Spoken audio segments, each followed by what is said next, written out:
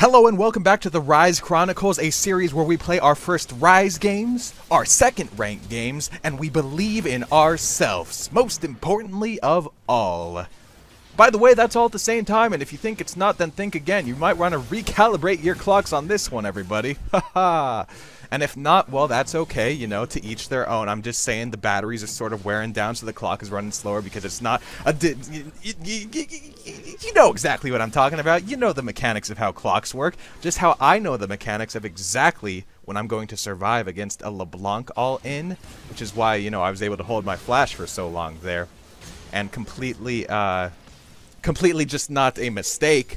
Completely a really good play. Yeah, that's what we'll call it. And if you think we're going to call it something else, then you are incorrect, my friend. For example, you could call that a mistake as well, because I missed my Q on the enemy Kayn. And is that okay?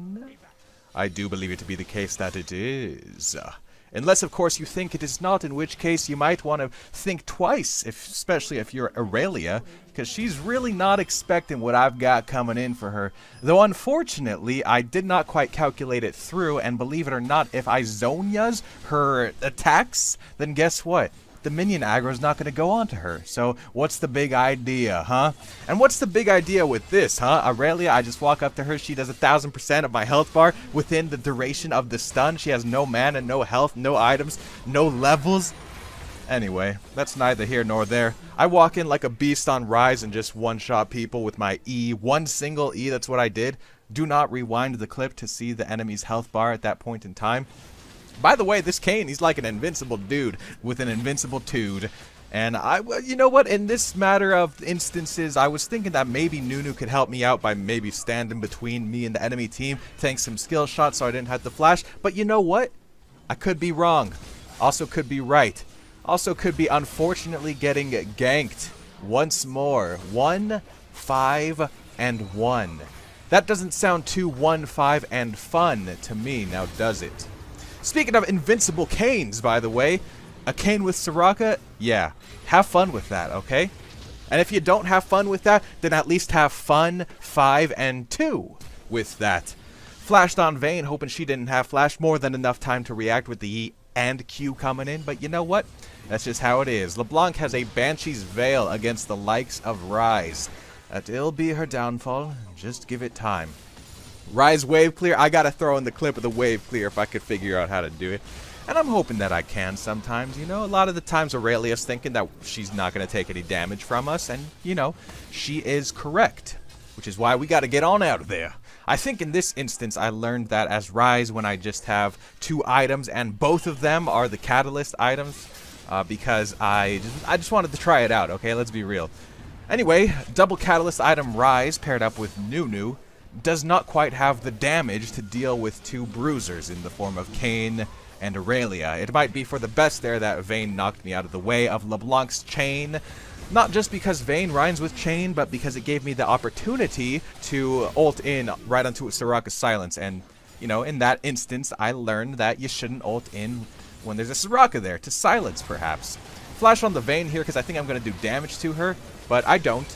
But that's okay because Lux comes in and she does. You see what's going on there, dude? If you do, that's good, and if you don't, then that's bad. Kayn's thinking he could really do a bunch of damage to me. I'm getting blocked by these individual minions. Getting blocked by the minions, and then the team says, you know what? I have had it with these snakes on this here plane, so I do a little bit of a camera trick because I ult at the same time that it's zooming into our nexus, and then Echo's coming in on me, but Xin Zhao's here as well, but I've got all my spells available. Oh no. I probably could have played that better if I rooted before the E, because an auto E and root would have been enough damage either way. Here I'm playing with my creep aggro. I see that I got my mana flow band available, and you know what? It's just all over for Echo at this point in time, my friend. I did stutter a little bit on my auto attack, but you know what, dude? Is that a problem, dude? No, it's not, dude. It's not. Ooh, that. Anybody else see that Zac slingshot? It was Echo just gives up there. I mean, he has had it, just like our team had it last game with the snakes on the plane. Last snakes on the plane, last Echo Flash in the game, y'all.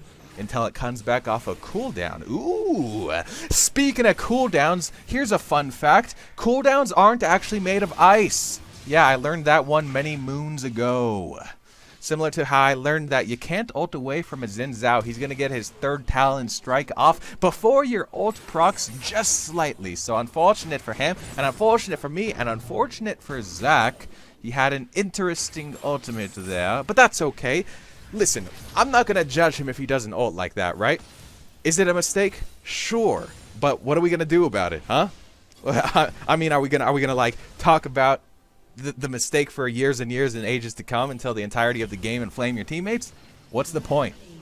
We're gonna keep playing, okay? For the next however long, 1 or 2 minutes, there's not gonna be a Zac ult, and we're adjusting accordingly, right? I'm adjusting accordingly to Xin Zhao's ultimate by stepping into it to do damage to him. Yeah, that's right, you guessed it. That's how that ability works, my friends. And the enemy says, I have had it with these snakes on this rubber boat, man. And then, you know, they're talking about, like, all these rubber boats and all these snakes on these rubber boats. Aren't they just going to bite through the rubber and then sink the boat? That is a question for days to come.